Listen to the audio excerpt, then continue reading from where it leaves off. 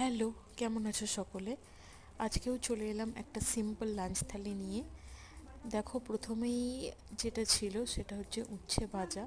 আর এই উচ্ছে ভাজা দিয়ে এই গরমে বেশ জমিয়ে খেলাম। দেখো, তারপরে নিয়ে নিলাম নোটে শাক ভাজা। নোটে শাক ভাজা মা এটা রসুন ফোড়ন দিয়ে বানিয়েছিল। তো এটা অনেক দিন পর খেলাম, বিশ্বাস করো, অনেক দিন পর। খেয়ে খুবই ভালো লাগলো।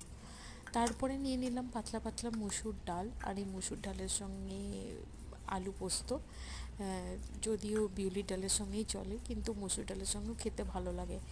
দেখো, তারপরে এই ঝিঙেটাই গরমে বেশ মিষ্টি মিষ্টি খুবই ভালো লাগছিল। আর তার সাথে করে নিয়েছিলাম একটি ডিম অমলেট। তারপরে শেষ পাতে চলে এলো চাটনি। চাটনি হচ্ছে টমেটোর চাটনি ছিল এটা। বেশ টেস্টি ছিল। তোমরা কী কী দিয়ে লাঞ্চ করলে অবশ্যই জানিও।